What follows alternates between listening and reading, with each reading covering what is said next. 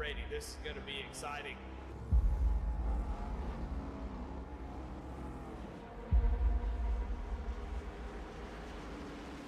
Here they got car restarts up to go. Green flag is out and we're underway.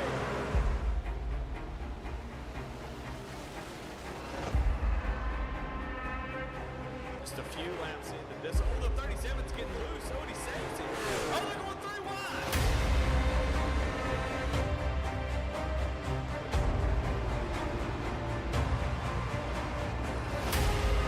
We've got a 5-way fight for the win of this race coming to 4 laps to go.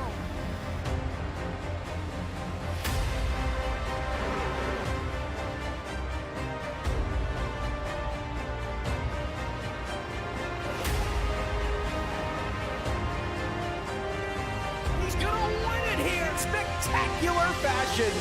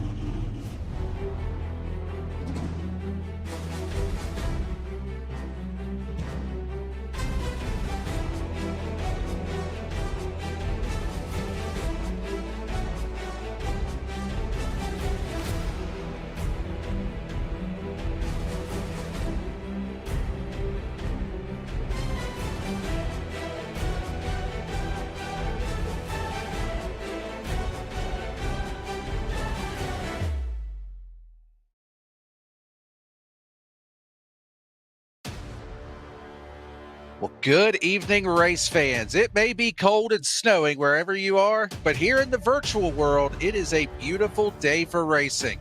Tonight, the drivers of the Alexander PC ARCA East Series head to a NASCAR Classic, the Rockingham Raceway, the site of race number 3 of the Spring Series. A bit of an unknown here tonight as we head to the recently repaved version of Rockingham Raceway, where we will find out who takes home our Pro and Am Division wins. We're going to be bringing you every lap of the action right here on V-Speed. Good evening, everyone. Thank you for tuning in. My name is Daniel Cunningham. Alongside me in the booth, co-commentator and producer Eddie Smith, and those camera angles courtesy of Dougie Beard. Eddie, this is a racetrack that it's not one that we see all the time here at Goat Locker. This is a bit of a unique one. Throw in that unknown of the repave. How are you feeling about this race tonight? What do you think we got to look forward to?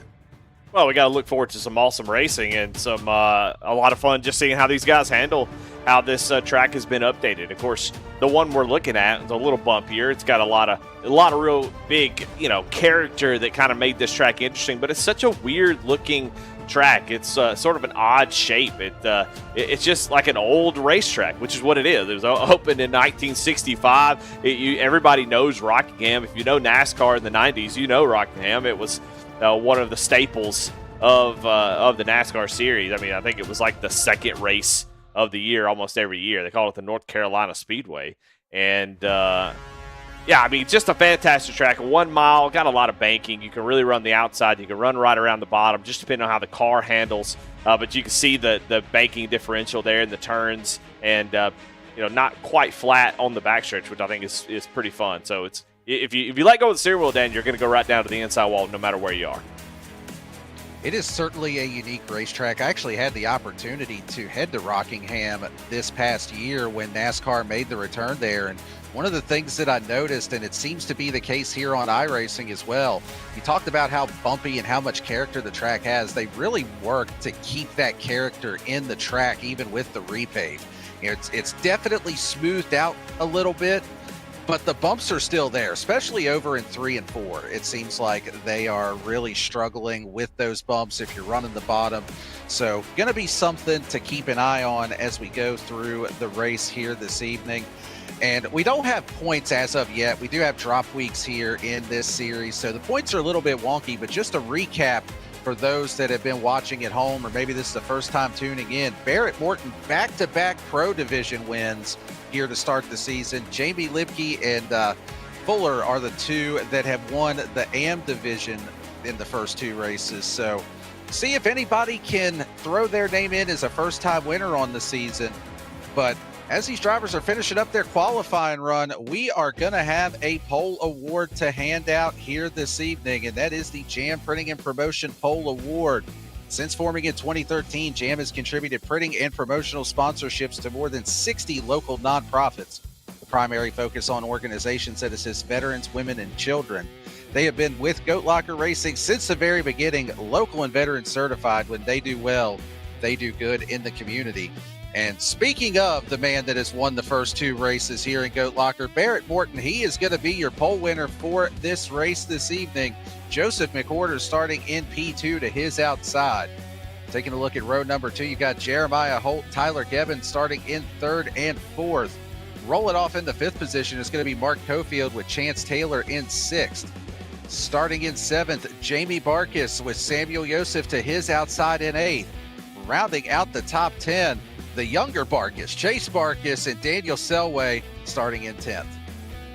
Well, 11th, all the way back, you got a lot of AM drivers. You got Michael John in the 11th position. Brent Allen, some new names in here. We get new names almost every week in the ARCA series.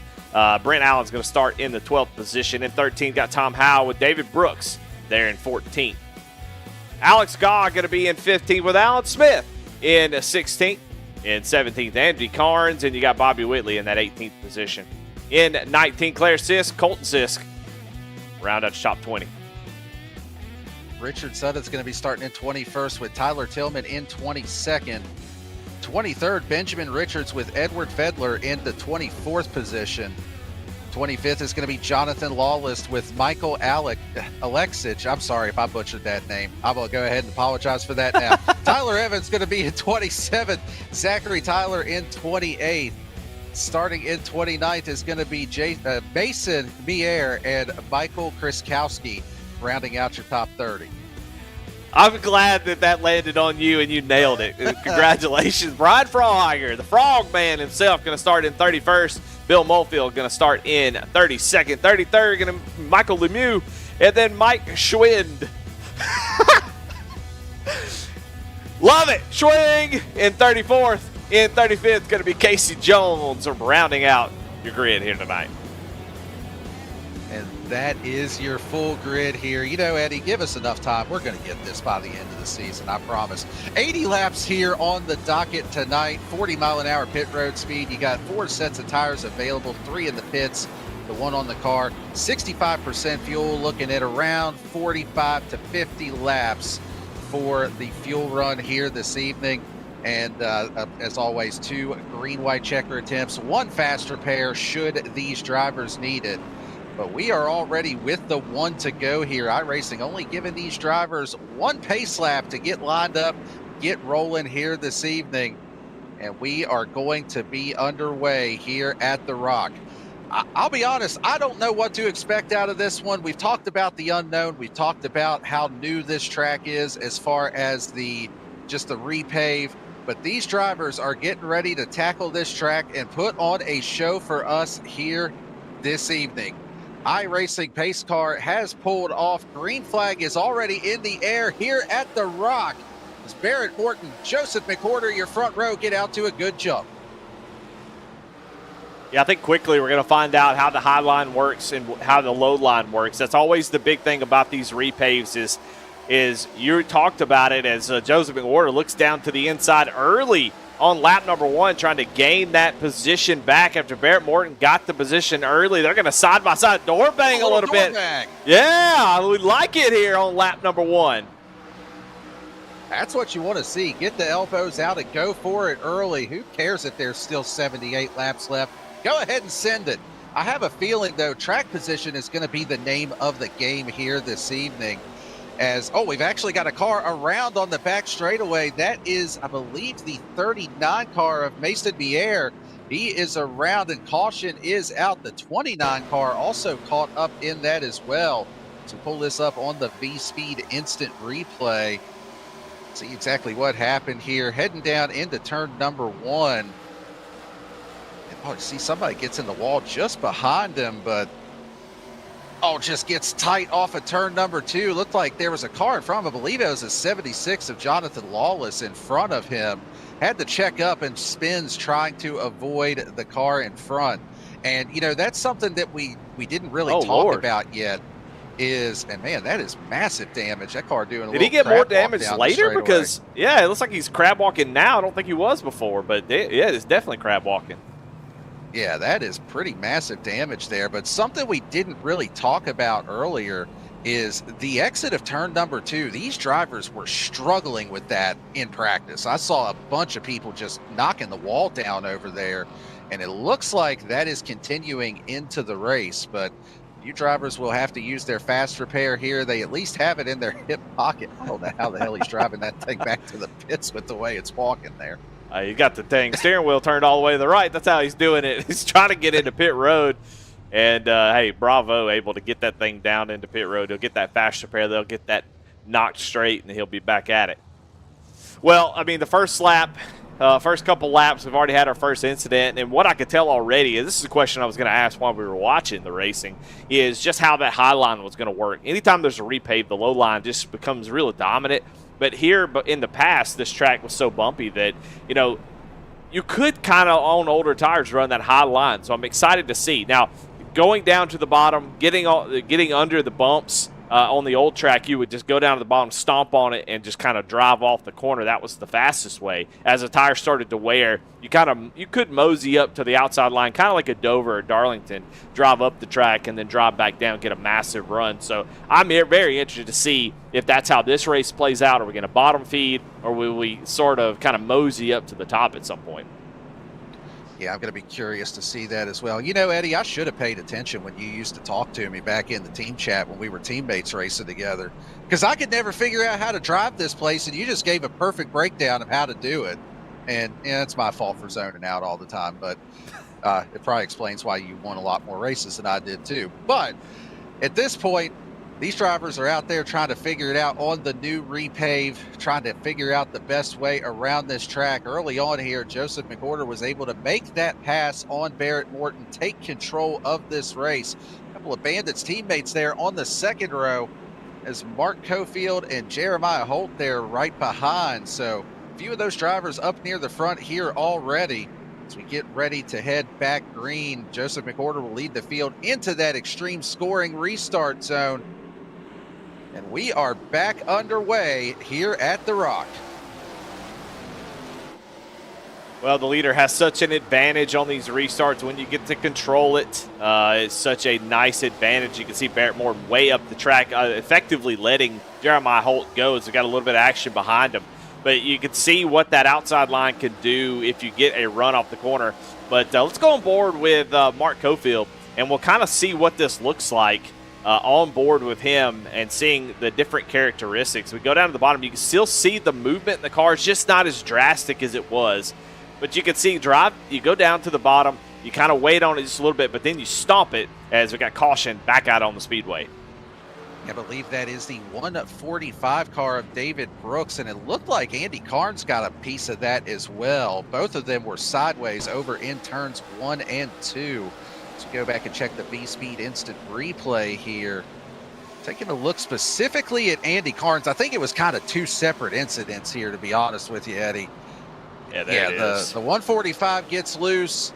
Andy tried to get checked up there, gets into the back of the car ahead of him, and just kind of an accordion effect there. Yeah, Casey Jones really just kind of drives into the back of the 145, and that's something that we'll see all night with this track, is that there's so many different approaches. You can let off early, and then get on the gas sooner or drive it in a little bit deeper. It's one of the unique things about this particular track, and you can see only being a mile long, there's just not a whole lot of room. It feels claustrophobic. Even though you've got so much track, Daniel, it just seems like everybody's kind of packed in like sardines, and, everybody's fighting for about the same spot. But no takers on pit road, no surprise there. Only lap 9 out of 80 going to be kind of a short race tonight. I think maybe the admins were expecting what we're seeing right now, which is a string of cautions. Well, this is also another one of those tracks. It's kind of hard to nail down exactly how long you should set the race up for. I mean, if you get a really good green flag run in, it's almost like Bristol in that aspect. If you get a decent green flag run in, you can click off a lot of laps in not a lot of time here. But like you mentioned, you do kind of have that tendency to get some caution flags just with the different ways that you can drive this place, the different brake markers and everything. So something that these drivers will be battling here throughout the evening. But while we do have a moment here under this early caution, let's go ahead and take a second to thank our series title sponsor, Alexander PCs, for their support here in the series. Alexander PCs is a custom and gaming PC builder who has been building and modding systems since 2002. They are a veteran-owned and operated family business, and all of the team members' support and production are U.S.-based. All desktop PCs come with an industry-best lifetime limited warranty and service guarantee. Work, play, conquer, Alexander PCs. And again, we appreciate their support with everything here at Goat Locker. Yeah, we love Alexander PCs. You're not going to play iRacing without a PC, and I tell you, a lot of times people come in with questions. There's always so many different parts and pieces. Which one do I get? What graphics card? If you don't know what the hell you're talking about when it comes to that stuff, man, it sure is nice to have somebody in your corner that is taking that off your brain and having to figure out what parts go where. They'll take care of it for you and pick you the right thing that you need. They know exactly what you need to be able to run iRacing for sure. Well, they will definitely be the ones that I call because Lord knows I don't know anything about my PC. But as we get ready to go back green here, the race leader, Joseph McWhorter, electing to start on the top lane as we head to the extreme scoring restart zone. A little bit of a different strategy play here for him early on. Green flag is back out. Still a really nice jump, though, for the race leader. Doesn't seem to matter which lane that control car picks. They're going to get out to a good lead. And the same holds true here for McWhorter, as Barrett Morton now trying to work his way back up through the field, looking to the inside of Mark Cofield, trying to take that third overall position. Cofield currently the AM division leader, trying to hang on to that lead as well. Tyler Gebbin, the next car he is racing for that position, 2 cars behind. Yeah, I think tonight we'll probably see a lot of tank slappers on the exits of these corners because of the repave. And we almost saw one right there as a repave just means everything's so gripped up, and when it's gripped up, you're able to get on the throttle sooner. But when you do that, it actually makes the car really tight because you just don't have the turn that you need because you're using all the grip of the car, and there's no sliding around, there's no modulating the throttle. You're on the throttle, and it's gripped up till it ain't. And so it's going to be interesting to see how many people knock it off that outside wall off of 2 and off of 4. Versus the old track is, man, I can't even get a point out. Caution back out on the speedway. Alex Grog has gone around. Yeah, that is indeed the 100 car of Alex Grog. Yeah, Eddie, every time you try to make a point, they're just interrupting you, man. It's like you got that commentator curse tonight instead. Anyway, let's go back reverse commentator curse. That's what it is. And I think this was actually the point that you were trying to make there, Eddie. Talking about how it gets tight off that exit of 2. It's gripped up until it ain't. Alex Grog was on the outside there. It gets turned coming off of the corner there. And I think that was just an instance of Tyler Evans thought he had the grip, had it throttled up down on the bottom, and it just pushed tight on him on corner exit. Get a really good view of it here as we ride on board with the 828 car. And yeah, you turn down, you feel like you got all the grip in the world. Yep. And then just drifts up just a little bit. So, I mean, at the very least, they illustrated the point you were trying to make. Well, I appreciate them doing that. That helps me out a lot. Makes me feel better for sure. But yeah, it's just the nature of the repaves. There's just so much grip there, so you have so much more throttle. When it's older, the surface is a little bit more worn out. There's a lot of bumps. You have to be careful. You mat the throttle and you hit a bump just right, and you're spinning. A lot of spins off the corner on older pavement like what we saw here in the past, but I think you'll see a lot more wall bangs and people sliding up on exits like what we just saw. So it's always interesting to see how that changes the racing. You know, that all makes a huge difference. The track configuration really hasn't changed, just the pavement itself, and it can change how the whole thing it operates. So far, it looks like the bottom has been the preferred groove. We're getting 15 laps into this stint. Nobody's really come down for tires just yet. So we'll see as the tires wear, will people move up the track. And Daniel, I'll be honest, I like that. I like the groove moving as the tires wear out and things move around, where you have to go and search and find that grip, find that speed. And tracks that are small like this, momentum off the corners is so huge. You think about Dover, how getting the run off the corner, hitting that to exit just right as it tightens up, you gain so much speed. Yeah, I agree with you there. It does make it a lot more fun from the driver's seat when the groove does move around. You can kind of search for that grip. You know, that was one of the fun things here, especially on the old layout, was that you could really kind of move around. It did give you different options as far as which lane to run. So I'll be curious to see if that does come back into play at some point here this evening. See, the lights are off on the pace car. We are going to fire this up one more time and try to get some green flag racing in here with McWhorter and Holt on the front row, Barrett Morton, Mark Cofield on the second row behind. And interestingly enough, still got McWhorter taking the top groove, and I gotta wonder if the reason for that may be so that he doesn't have that 9 car of Barrett Morton lined up directly behind him to try to time this restart, maybe make a move. Just put an extra car in between is a little bit of a buffer there, but getting ready to go back green field in the extreme scoring restart zone. Joseph McWhorter, the control car, does still get a pretty good jump. Field kept with him a little bit better there at first, but as they come up through the gears, he's really able to pull away, and they are side by side for the third position on back as Jeremiah Holt able to clear through for second, but the race is on from there. Yeah, Mark Cofield gets a little bit out of shape there, kind of checks up that outside line, and I think that was Brent Allen in the 54, but they're showing the 25, so quite a few people numbers are wrong. Yellow is out. The 12 of Claire Sisk with big damage in the back of the pack. I don't think that she was actually the one that triggered the incident, because there was another spin that took place after that. But that is definitely where it started at, in a huge hit to the front of that 12 car. Let's go back and check the instant replay here. And yeah, Claire gets loose on corner entry. And oh, good Lord. Oh, maybe that was the one that triggered it, or it may have been, I think that's actually the 76 of Jonathan Lawless, a couple cars ahead, that also went for a spin and kind of a secondary incident there. As we take a look on board here, and it looked like she just got in a little bit too deep into the turn, and it just snapped around when she was trying to get on the brakes to check up and avoid running over the car in front of her. And yeah, that secondary incident with the 76 may have actually been the one that triggered the yellow flag there.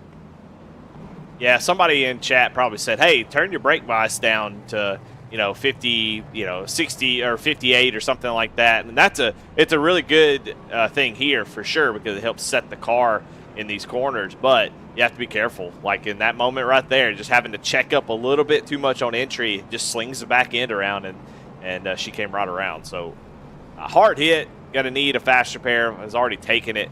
So, early to be taking these fast repairs. I've already gotten, let's see, Mason Mueller has taken his fast repair. Samuel Joseph already taken his. Zachary Tyler, Jonathan Lawless, David Brooks, Mike Kraskowski, and Claire Sisk now, all fast repair used by lap 20. That's not a great sign. I don't know if it's a good sign or not, because, no, it's not a great sign. Now, what am I saying?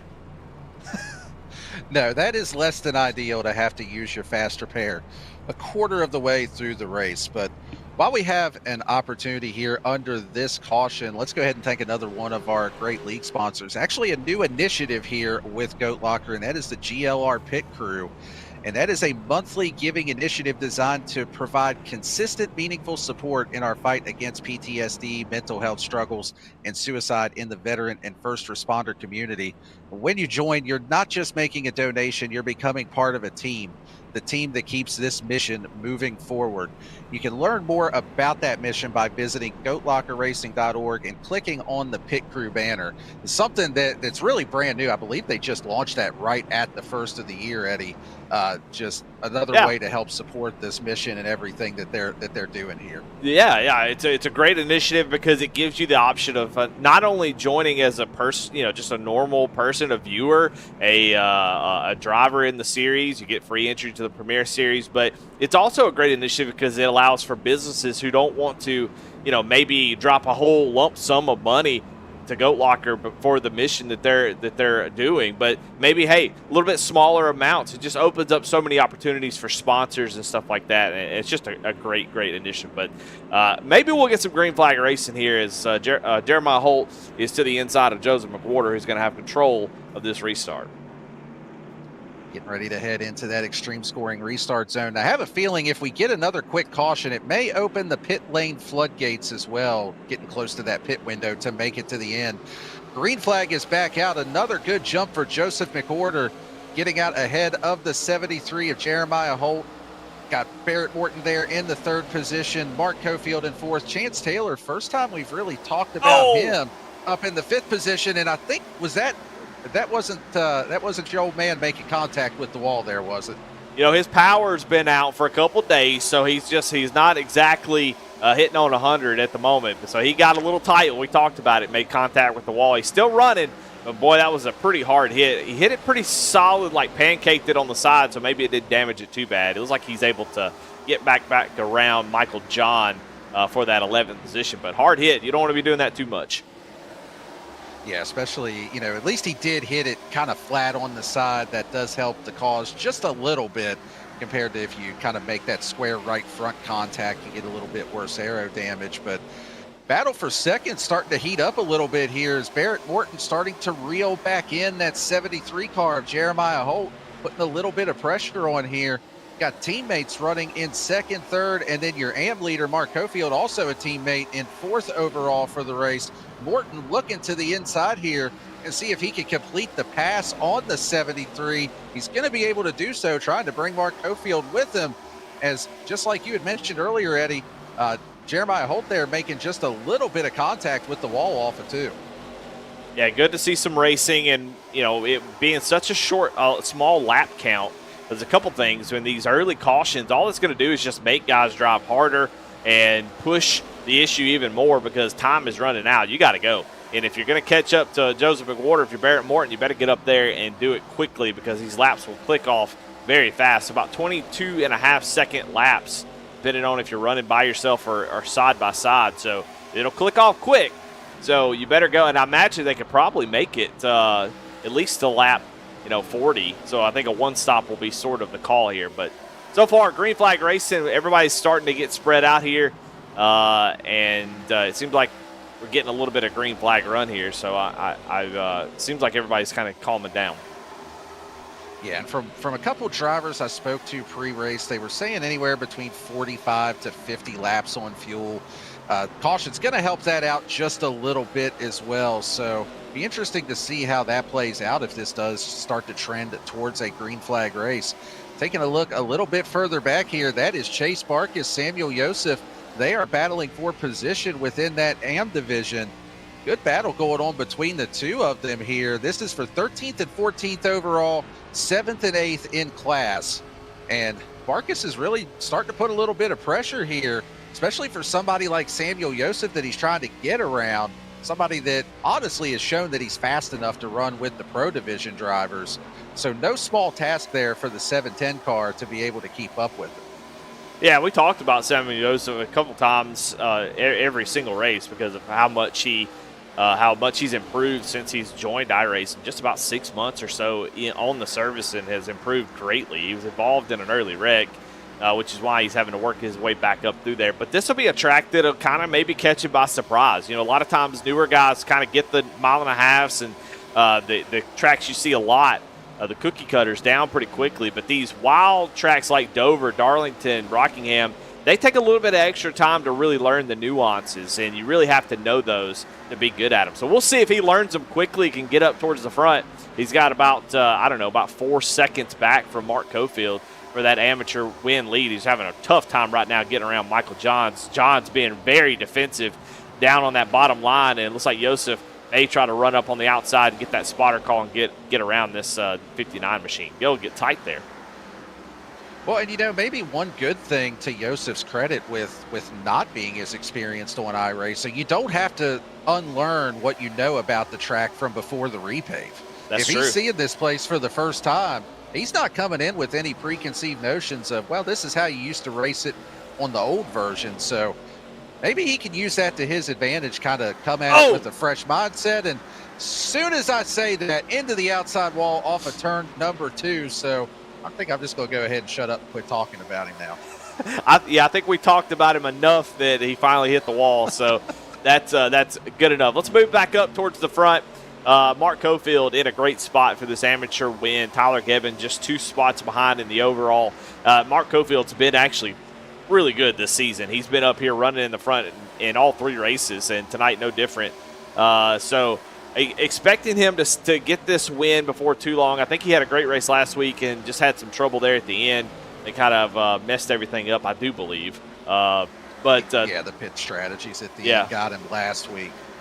But he's another driver, just kind of like Samuel Joseph that we were talking about, that has improved a lot just since he's joined iRacing. And he's somebody that I know goes out and races just about every night of the week. And same with Samuel Joseph. I mean, he's out there running every night of the week too. So you could definitely tell these drivers that go out and put the time into it. I mean, there's so many of them within Goat Locker as a whole that go out and just, they're out there every night. They're putting a ton of time into the craft. And I think that's one of the cool things with the way that they do this split is, normally maybe we wouldn't be talking about like a Mark Cofield or a Tyler Gibbon, or even thinking about last week with like Jamie Lipke getting the AM division win with a really good battle between her and Samuel Joseph, because they'd be running for, 6th, 7th place, somewhere around in there. But with the way that we do this Pro-Am split, it definitely gives an opportunity for these drivers to show just how much they have improved, even if they're not necessarily at that number 1 overall position yet. Yeah, and Mark, I think, does a really good job of not pushing the issue with the pro drivers. And, oh, my goodness. As soon as you say that, which pro driver Jeremiah Holt and their teammates, too. That's probably why they're racing each other harder. You always want to beat your teammate. Yeah, well, I'm a complete liar because he is definitely pushing a little bit harder than I maybe think he should be. But he was he got down to the inside, got side by side, but that inside line starting to suffer when you get alongside another driver. You can see a driver going a lap down here. It might be Edward Fieldler. But, yeah, so that brings in Tyler Gibbon, who's just a little bit back in that 19 machine, watching as he sees the lead Mark Cofield kind of start to battle there and start to put a little bit of pressure on his tires. That right front will be very, very important tonight. You better take care of it. And we've seen a couple lockups from both these drivers in the 73 and 97. So that's only going to get worse. And once you overheat a tire, it's almost impossible to ever get it back. Once you lock it up or you slide the rears, you don't ever get that back. It's over. You just can manage it to the end of that tire run, which I think we might be running up on pretty quickly. Well, especially with the ARCA car, if you overheat the right front, this car has a tendency to drive a little bit tighter than some of the other stock cars do. So it's really imperative in this car especially to manage that right front, not get it overheated. As you can see, they're working around a lap car here. I believe that is Colton Sisk in the 18, moving up the track to stay out of the way. Is almost contact there, just a couple cars behind between Sisk and Jamie Barkis. And Barkis is another driver that's working his way up through the field quietly here this evening. A little bit further back, got a little bit of a hornet's nest here for some AM position battles. Got Alan Smith in there, Michael Johns in there, still got Samuel Joseph trying to find his way around that 59 car. It doesn't look like the damage has really hurt that 00 car a whole lot from that hit with the wall that we saw earlier. Still doing a nice job holding 4th in division right now. Yeah, I think so. Tyler Evans had some sort of issue. I don't know exactly what happened, but he had a meatball flag a few laps ago. So that's what happened to Tyler Evans. But yeah, right now, Alan Smith up 6 spots, even with that pancake. Seems like he's starting to fade just a tad. just trying to figure out what to do on these old tires. You can see Michael Johns and Samuel Joseph actually kind of going back and forth, taking the high line, seeing how that works, going back down to the bottom, trying to find something that works. Because the rule of thumb is if you work the high line, you're going to burn your tires up. But if you're also putting a lot of pressure on that right front, trying to stay down on the bottom line, it can also have the same effect. So a little pick action here as both of these drivers going to get in the wall. Joseph as well, and so is the lap car. And they're able to get around them pretty quickly. Another good thing about being at just a 1.5 mile racetrack, we're not going fast enough that makes a huge wreck, but everybody able to get around that pretty safely. Yeah, able to navigate through and get around the lap car there. And, it's interesting looking at the lap times. They haven't fallen off a ton as far as what we're used to with old Rockingham. Yep. Looking at some of our race leaders now, under a second to fall off, anywhere from about 8 to 9 tenths overall. Joseph McWhorter had a little bit of an issue with a lap car on the previous lap, so his was just a little bit more than that. But just looking down through the field, it's not nearly as much fall off as maybe even what I anticipated. Even with the repave, I kind of figured maybe about a second to a second and a half, but we're just not quite there yet. As 3 wide, that was John, Samuel Joseph, and Daniel Selway there. They are just absolutely going at it, trying to get that position. Samuel Joseph, he said, I've rode behind this 59 car long enough. I'm going to try to find a way around. Gets to the inside. Not quite able to complete that pass as of yet, but he might be able to finish it over here in turns 1 and 2, but just not quite able to drive it in deep enough. That momentum with the top groove right now. It's we get in the wall and they touch. Both drivers hang on to it. What a save. Yeah, that's the rock. When they say Rockingham, they call it the rock. That's what they mean right there. That's what that is. That's awesome. These guys door banging, sliding it in there, bouncing off the wall, bouncing off each other. That's what we love to see. And Michael John's able to hang on to it. That was a scary move, and that just highlights how difficult it is as Joseph going to smack the wall again. He's been in the wall 3 or 4 times, 2 times since we've been watching this. So you got to be careful, but it seems like these ARCA cars pretty resilient tonight. Yeah, they definitely are showing a little bit more resistance to that damage than what I would have honestly anticipated. I would have thought that you get into the wall like that, it would give you just enough aero damage that you wouldn't really be able to hang on. But one thing I'm starting to notice here, Eddie, starting to see some green flag pit stops. Nobody up near the front of the field just yet, but some of those that are running near the back part of the lead lap are already starting to come in. And actually, Selway here is the highest running car that has come down pit road so far. And I think that's going to open the floodgates here for some of our leaders to hit pit lane for a scheduled stop. And actually, Mark Cofield just tried to pit and had to abort that opportunity. He completely missed the pit entry. It looked like he was just trying to get it woed down and couldn't get there in time. Let's take a look here on the replay. And, actually, he got a little bit of help there from Chance Taylor. So Chance may not have known that he was coming down pit road there, and that's actually what led to it. But regardless, this is still a very difficult pit lane to get on and off of. You don't have a whole lot of room to merge down off the track. That transition off the banking is pretty steep. It flattens out really quick. So these drivers are going to be in for it when they do come down pit road. Yeah, he drove down the corner and kind of pushed up a little bit, and I think Chance Taylor was trying to take advantage of that as Mark Cofield's got a driver. Oh, my goodness, almost some contact there on pit road as they're trying to get in their stall. But, yeah, a very difficult pit road. You better call that out. And Tyler Gebbin now coming down pit road gives up the amateur lead. That little issue with Mark Cofield kind of gave Gebbin the lead here. So he has to follow suit once Cofield comes down. He doesn't want to get undercut here. So Gebbin's going to come down and try to maintain that amateur lead.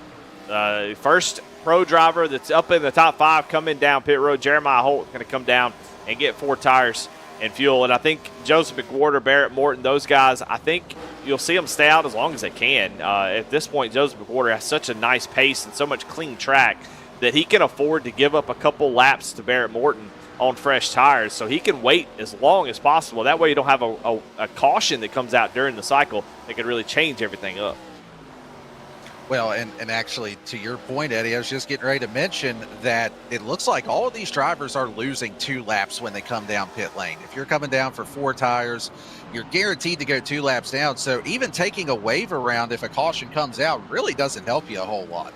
You're still going to be off the lead lap. That is the big risk that you run by pitting early here.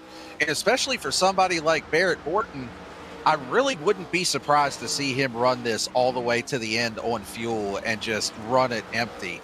As you can see there, a black flag for speeding for the 14 of Chance Taylor. That's going to be a stop and hold for him. Unfortunate because he was up there in the top 5, putting on a really good battle for position. But yeah, just all of these drivers, especially, like I said, with Barrett Morton, I mean, he doesn't have anything to lose. He's got 2 wins. He's going to be in the playoffs when that rolls around.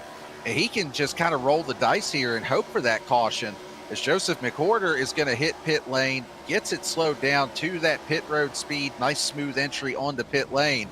That is going to hand the overall race lead actually to Samuel Joseph at this point.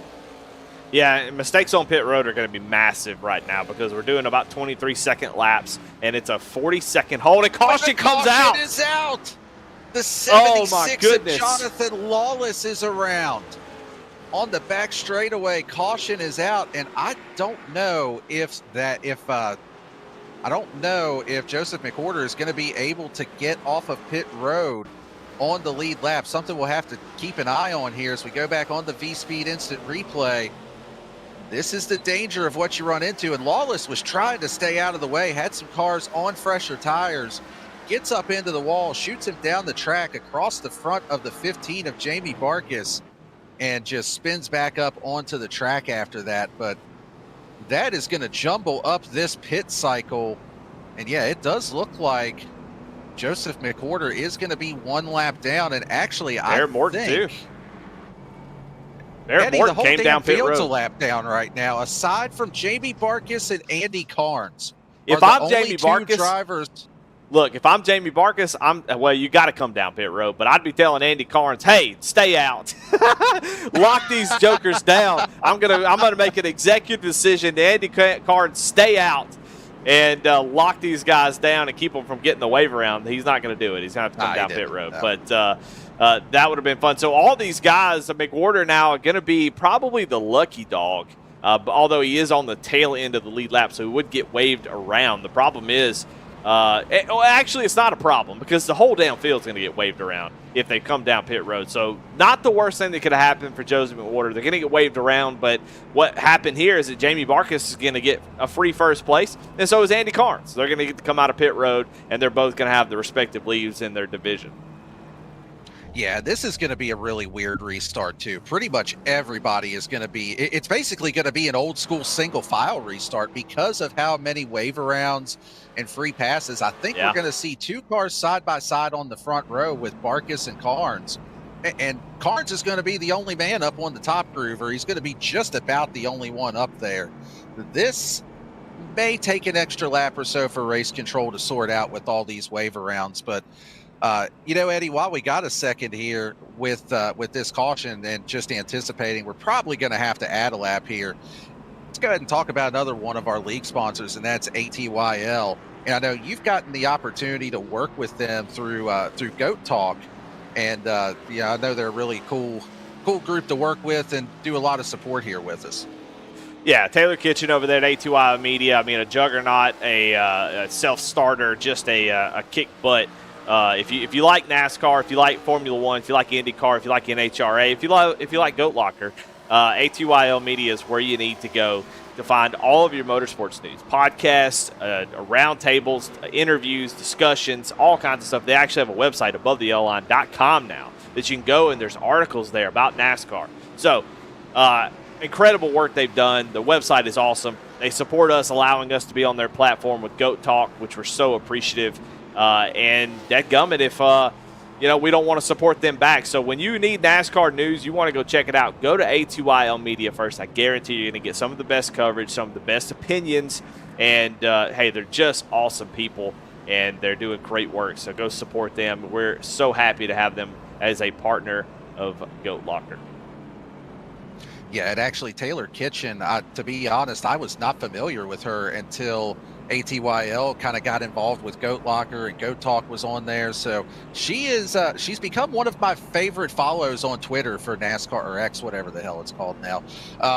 Become one of my favorite social media follows, and just seeing about like her journey and how she likes to cover the sport and what got her into it. So really cool person to kind of follow on social media, get a lot of news and updates there as well. As we do have the 1 to green, and here we go with this kind of weird looking restart. Got Barkas and Carnes on the front row. The second row is Samuel Joseph and the 76 of Jonathan Lawless, but I believe they are both actually a lap down. Yeah. The next car that is on the lead lap is Joseph McWhorter, and he is the 4th car in line on the inside. So well, with this 15 is laps be a to go, weird one here. Yeah, with 15 laps to go, great opportunity for Barkas and Carnes. They just need to be smooth and get out of this without making a ton of mistakes. Green flag is back out. Good jump there for Jamie Barkas, and the best friend that he's got right now are those cars between himself and Joseph McWhorter. He's got the clean racetrack. Oh, is Lawless into the wall? He's basically stuck on the back straightaway. Chase Barkas is around in the 710, the 100 of Alex Grog involved as well, and we are back under caution here. Well, so Lawless was actually on the lead lap, but just missing a front end. So, this is one of those learning experiences. I mean, his car is completely trashed, and you're seeing the replay here, and it's moving back and forth. The suspension's all jacked up, and he gets into the wall. He tries to keep it in the wall, and the 12 of Claire Sis just kind of drives into it. Then he slides down the track, and people are still driving through the wreck. And then more contact as Daniel Selway looks like he clobbered Claire Sis. Just unbelievable how that all played out, but good grief. On board with Selway here as that all happened in front of him. He blinks out, and then boom. Hey, Daniel, that's why I say during a wreck, don't blink. Dad joke of the day from Eddie Smith there. But, I gotta kind of wonder, you mentioned with him having that blink out on the back straightaway. I got to wonder if maybe that's the reason why we didn't see a bigger checkup from him heading towards that wreck, because there was definitely a track blocker ahead of him there. But at any point, we're back under caution here, heading to 10 laps to go. So while we have a second here, let's go ahead and thank one more of our league sponsors while we have the opportunity to do so, and that is Save 22. They are a 501c3 organization dedicated to preventing suicide among veterans, active duty personnel, and first responders. Their unwavering mission extends to 4 critical pillars: shield, assist, volunteer, and educate. As Save22.bet, also the title sponsor of our Friday night premier truck series here on V-Speed with Goat Locker Racing, and another one that I get the opportunity to call. So it's really cool just to see the support that Save 22 has. They've got their own team over here in Goat Locker as well, which is really awesome. See them on a lot of cars here throughout all the series with Goat Locker. Yeah, they're great. Let's talk about the race. All right, we've got some interesting stuff here because Barkas was able to get away. He's got that control, but now he's got Joseph McWhorter right behind him. Now, the leader has gotten a really nice jump every single time. We know Barkas can get it done. He's definitely got the speed. But what I'm really worried about, or not worried about, but I'm thinking about is Andy Carnes. Andy Carnes has got a great opportunity to get this win, but he has to be smart and just drive his race. There's only 12 laps to go. It's going to be really tough if he can get going, get through the gears, get through the first turn, come off the other end, and really kind of get settled in there. It's going to be tough for Mark Cofield to get up there. So great opportunity for both these drivers to get a win. I think Barkas is going to have a little bit tougher time.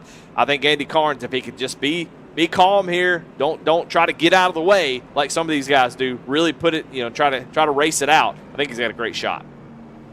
Yeah, I agree with you. As it looks like lights are back on the pace car. Going to go one more lap here before we go green. And something we talked about a little bit earlier when Joseph McWhorter was the control car, he was taking that outside lane, and I'm not saying that he was doing that to put another car between himself and Barrett Morton, with Barrett being kind of the closest to him on speed. But yeah, I'm a little bit surprised that Jamie Barkas maybe didn't take a page out of that playbook here. take the outside on the restart. You essentially put an extra car between yourself and the guy that's been the class of the field here all evening. So I'm not one to question the driver behind the wheel. I'm just up here in the booth, just babbling on for the people at home. But I'm a little surprised, though, that we didn't see Barkas take that outside. I think it's a great point. I think if you can kind of stuff your competition behind somebody, that's what you want to do. I mean, of course, McWhorter could get a great run and get to the inside of Andy, and now they're 3 wide, and then it's Beans. So maybe he's kind of hoping that he can get going, get gone, and then Carnes and McWhorter are going to have to battle out through 1 and 2 and allow Barkas to get away a little bit. So we'll see. It's a good point as well as these drivers get ready to head to the extreme scoring restart zone. Jamie Barkas is going to be your control car here. Really good jump for him. Good jump for Andy Carnes as well. Yeah. I mean, I did not expect him to hang quite like that with the way we've seen the leader be able to launch here this evening. Joseph McWhorter gets clear, but the battle is on for the AM lead. Is Cofield. Big slide to the inside, and he saves it. What a save out of the 97. He loses a bunch of spots, but he keeps the car in one piece. He wanted it bad. He wanted it. He saw the opportunity. And paid the price. Unbelievable job by Carnes to not get caught up in that. But, yeah, I mean, right now Carnes is driving away. As you can see, Brent Allen and Jeremiah Holt battling there. And Carnes now just needs to settle in. Like I said, 9 laps to go. He's just a few away from this win. And he's got a lot of gap there. But Barkas not going to have such an easy time up here at the Pro Division. Jamie Barkas has the clean air inside of 10 laps to go here at the Rock. The best friend that Andy Carnes has right now is Jeremiah Holt, in between both himself and the next car in line, being the 25 of Allen for that AM division lead. But here comes McWhorter. He has the run off of turn number 3 and 4. A lot of smoke on the track. Looked like a couple of cars actually got into a wreck there, but no iRacing caution. We stay green here at the Rock. Jamie Barkas trying to do everything he can to hang on to the lead. Jeremiah Holt, though, he is around Andy Carnes for 3rd overall in the race. But even still, there's a couple car buffer between Carnes and Gebbin now for that AM division win. As here comes McWhorter. He's right on the back bumper of Jamie Barkas. Yeah, Andy Carnes did the right thing. Just let Jeremiah Holt go. He's not racing him. And going to try to maintain that position. Don't give up any more time. And now Barkas is just trying to block. You can block very effectively here. You go down in the corner. And so you can see Joseph McWhorter trying to get a run on the exit by driving in a little bit easier. But Barkas gets a great drive through the middle, able to maintain about 2, almost 3-tenth gap there through 1 and 2. So I don't know if McWhorter's just trying to back it up a little bit, get a run. But he's got some work to do with 5 laps to go. It is not going to be easy to pass that 15. You are right. 5 laps to go. The race for the lead is on 100%. Jamie Barkas has it. Joseph McWhorter wants it. Both drivers looking for their first win of the season here in the ARCA East Series. A little bit further back, you can see that is Andy Carnes. He's got Barrett Morton to his outside. Don't know how much of a fight he'll put up here with needs Morton, to let him go. Tyler Gebbin directly behind, as well as Mark Cofield. They are chasing him down for the AM division win. Yeah, I know he's going to spin him. Morton sideways. Carnes in the air almost, and they're wrecking in turn number 2. Caution is out with 4 to go. Oh, man, that is a heartbreaker for Andy Carnes. He was trying to hang on to that AM division win. Just not meant to be here this evening. Yeah, I mean, he didn't need to battle this. He could have just let Barrett go, and he'd been fine. But some reason decided to drive it down into the corner and, yeah, slid up, make contact. He obviously didn't mean to do that. But, yeah, just he's going to look back on this and just wish, damn, I should have just let him go and kept going. But so disappointed to see that. But that's going to change up even the AM, because right now Tyler Gebbin's going to take over the AM lead, and we got Mark Cofield, Brent Allen. So it's all going to be bunched up here for this amateur win. So it's still a battle.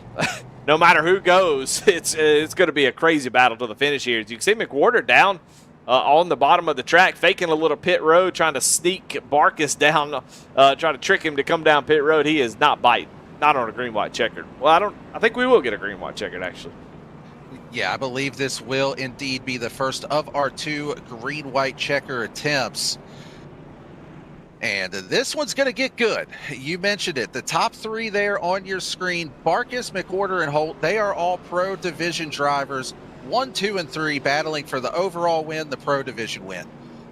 4th through 7th, Tyler Gebbin, Mark Cofield, Brent Allen, and Alan Smith are all racing for that AM Division win. So this is about to get good here, Eddie. I don't know how you call 2 races for the win on the track at the same time, but we're going to give it a shot here. Yeah, I can't wait. It's going to be, as always, an amazing race to the finish. A great little green flag run there we had.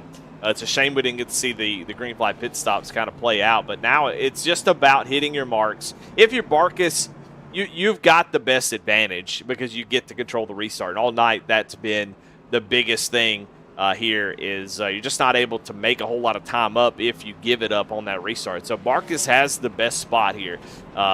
McWhorter's going to try to time it just right, but Barkis gets to go whatever he wants, and so it's going to inertly give him a little extra. So he's going to get a good jump. That's most important for Barkis. Then he's got to get going and continue to play defense like he was. But for Tyler Gebbin, Mark Cofield, Brent Allen, Alan Smith, they got to go for broke. We saw Andy Carton's doing it. We saw Mark Cofield do it earlier. They're going to have to keep doing that because they're going to be right on top of each other for this green-white checker. Yeah, all bets are off at this point. It doesn't matter who your teammates are around you. Doesn't matter if it's that Pro or AM Division win. As far as you just see a car in front of you at this point, you got to try to get around it. You can't really think about if it's a Pro or AM or what it is. Get up there, just get up on the wheel and see if you can bring home the win here this evening as these drivers get ready to head to that extreme scoring restart zone. Field going to be in control of Jamie Barkis, Joseph McWhorter on the outside, Jeremiah Holt. That's your battle for the Pro Division win with Gebbin, Cofield, Allen, and Alan Smith all battling for the AM Division. Green flag is in the air. We are back racing, and good jump there for Barkis, but not quite what we would have expected, though, for the control car. McWhorter is to the outside. He's got the momentum in turns 1 and 2. Yeah, not a great jump at all, or just the best jump for McWhorter as they got 3 wide behind for the AM win, as we got 2 wide for the Pro win. And I think McWhorter has the better line. However, one thing we haven't mentioned, white flag is out. Glove station white flag is that Barkis actually has the fresher tires. Funny enough, the contact with Gebbin in the wall. Cofield moves Gebbin out of the way, and here they come down to the stripe. What will Barkis do in 3 and 4? Will he get the elbows out, use a fender, use the door? What's it going to take to get the win? Side by side, coming back to the line. It's Joseph McWhorter by a nose for the overall race win. Mark Cofield going to bring home the win here in the AM Division. And you know what, Eddie? Repave or not, that is reminiscent of some close photo finishes that we've seen at Rockingham in real life over the years. Thinking about Casey Kane and Matt Kenseth back in the day. Let's go back and take one more look here on this final lap. As you can see, the field was wrecking behind coming off of turn number 2. Didn't matter. White flag was in the air. Thought Barkis had an opportunity to maybe try to squeeze the 72 up the track just a little bit. Decides to keep it clean. Races him back for the win. But the race will belong to the 72 of Joseph McWhorter. Leads 59 laps here on the evening, overcomes the untimely caution, and he's going to burn it down and park it in victory lane here this evening at the Rock. And just an absolute thriller of a finish. But folks, while they're finishing up their celebrations, we're going to take a quick commercial break here. Let these drivers catch their breath. Let me and Eddie catch our breath too. And we will be back to give you your full race rundown as well as hear from our 2 division winners. Superior quality, ultimate protection, and the highest level of craftsmanship. We make our gloves for the hard worker that wakes up every morning and gives 110%. You deserve the highest quality protective gear that's going to work for you, day in, day out. We know it can be tough deciding what companies to trust for your hard-earned money. It's all in our name. We've mastered our craft to help you master yours. We make our gloves rugged, durable, and designed for you. Whatever the job is, we have you covered. We are your glove station.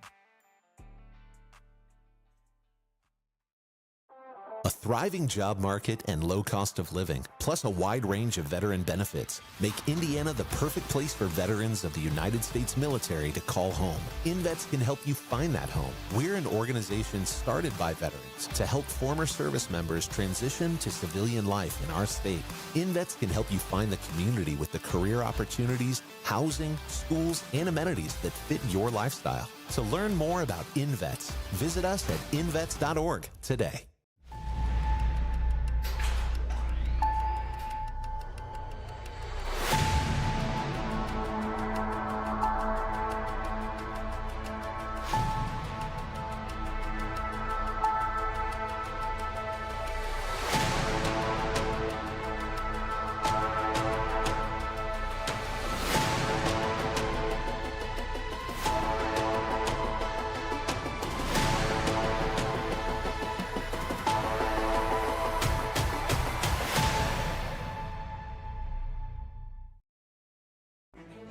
Well, welcome back to the conclusion of the Glove Station ARCA East Series. And, Joseph McWhorter takes the win here in the Pro Division tonight.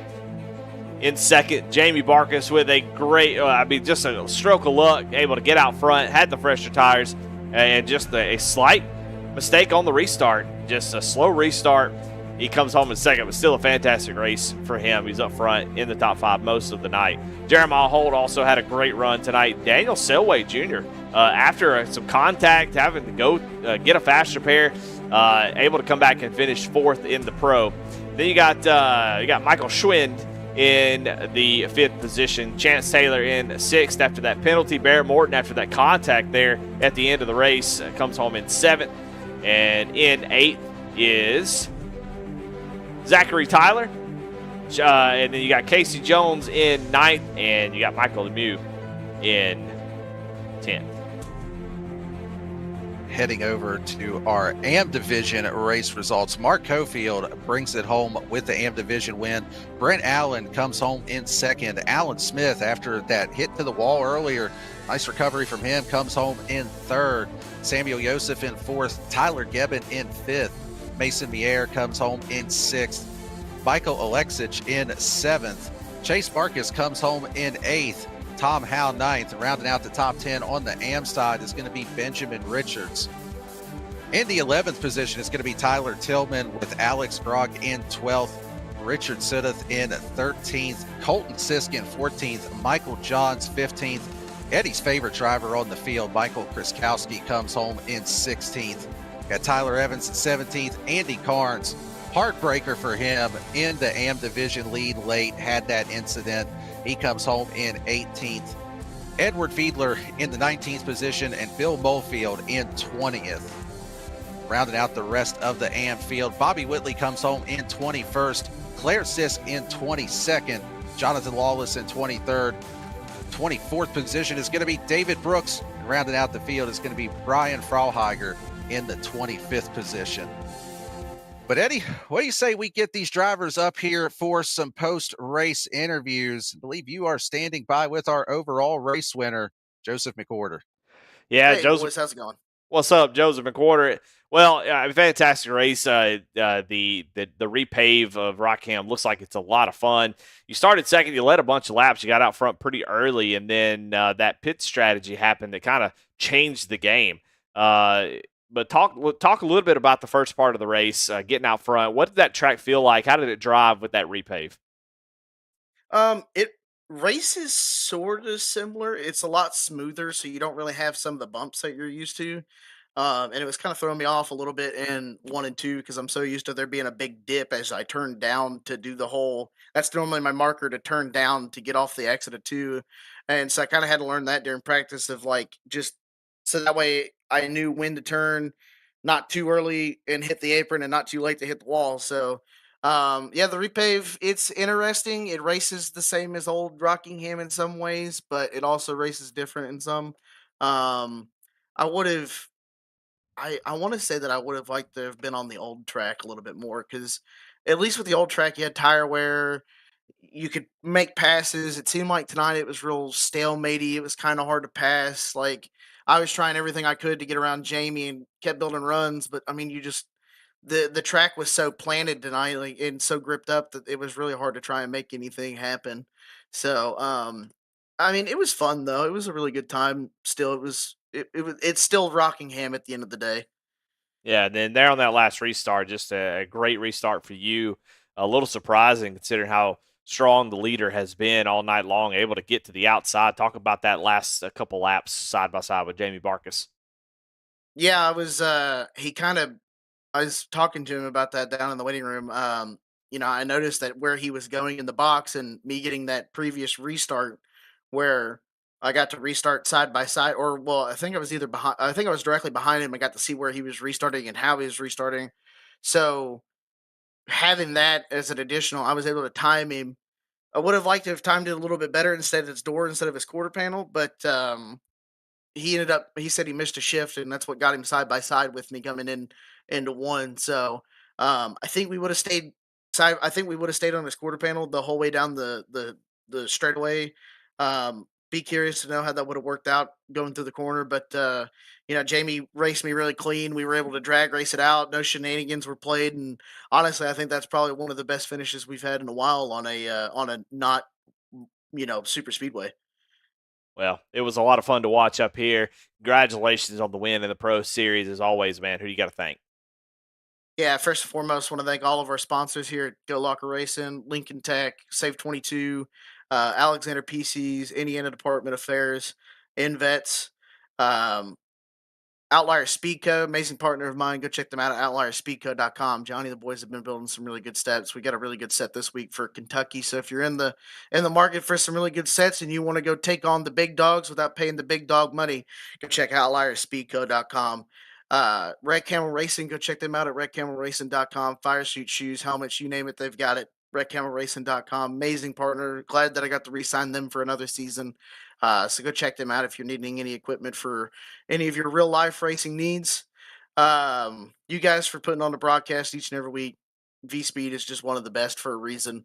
Um, Admins for all the hard work, the drivers for a really good race. It was nice to get some clean laps there and really put on a show and have a good finish. So hopefully you guys enjoyed it. I can't wait to go back and look at it. All right. Well, there you have it. Your Division winner, Joseph McWhorter and Daniel Cunningham. You're caught up with the Amateur Division winner, Mark Cofield. What's Hey, up? Mark. Hey, how's it going, buddy? A whole lot better than it has been. Well, man, first of all, you avoided the commentator's curse because I was giving you a shout out earlier in the race talking about how much better you've improved over the last year or so on iRacing. And you come home with the AM division win here this evening.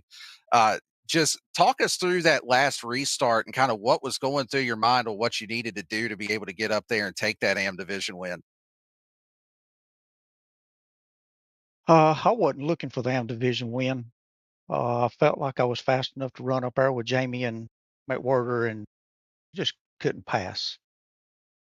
New asphalt, there's one line, and as long as you get the corner going in, you're and don't hit the wall coming off, you're good. I was that was my whole focus. I wanted to get to the front to see if I could run with them guys. Knew I had the speed because we'd done a lot of practices this week. Well, still really solid run for you. You talked about how difficult it was to pass, something that we kind of hinted at during the broadcast as well, that may be a possibility here tonight. So coming into the race, what was kind of your idea strategy wise? Were you thinking about just trying to make it to where you can get to the end and make it a one stop race if a caution falls the right way? Yeah, I mean, I started the race just hoping to survive. That's my whole thing here in the ARCA series is not surviving the whole race. And then we had kept having those cautions. Wound up with that good one long green flag run, and that was freaking awesome because we really cut a lot of laps out there. Well, definitely nothing to hang your head about here this evening. Fourth overall in the race and the AM division winner. really solid run. Congrats on that win here this evening. Before we let you go, Mark, who you want to thank for it? Uh, want to thank Lincoln Tech, Save 22, um, InVets for all they do. Thank Alexander PCs for sponsoring the ARCA group, and all the guys at Goat Locker for all the hard work they do, and Charles Abert and all the race control guys and Bandits Motorsports. All right. Well, congrats again. We'll see you next week at Atlanta. Thank y'all. Thank y'all for the broadcast. Well, that is going to do it for our post-race coverage here at Rockingham. Eddie, I mean, what a race. I mean, I know it was a little bit messy with some of the cautions in there, but you can't ask for much more than a photo finish like we saw here this evening and just all that side-by-side racing that we did have during the green flag runs. I mean, Goat Locker delivers every single week. It's no different. I don't know where you get better racing. Yes, we had a few cautions tonight. But yeah, I feel like the racing is not as good if we're going. If every race was green flag all the way, I just don't think it would be as exciting. So I love to see the guys pushing hard on the new pavement, trying to get all they can get. You saw some Hail Marys there that just didn't work out, and a great race to the finish in both classes. Just unbelievable each and every week. They knock it out of the park. So I was a little bit worried about this race, if I was honest. But I think, as far as how many cautions, 7 cautions with 35 drivers, 2 different divisions, I'll take it. Absolutely. You will definitely take that. A lot of good racing out there this evening. But next week, we're heading down to the ATL, heading down to Atlanta Motor Speedway. I'm also, this would have been a good thing for me to figure out before we got to this point. I am pretty sure that it is the new Atlanta Dega. Going to have a little bit of nuances there with how you have to enter pit lane. Going to be that pack style racing, kind of like what we saw at Daytona to start the season. And one thing's for sure, it is bound to get chaotic, and it is bound to put on a good show for us here next week in the Alexander PC ARCA East Series. But that's going to do it for our coverage here this evening. So on behalf of Patrick Drabick, Jamie Barkis, and everyone here at Goat Locker Racing, for everybody at V-Speed, including Adam Baker, Bradley Cooper, Morgan Cook, my colleague up here with me, Eddie Smith, along with those Dougie Beard cameras. My name is Daniel Cunningham. Again, next week, we're headed off to Atlanta for race number 4. We will see you right there on V-Speed.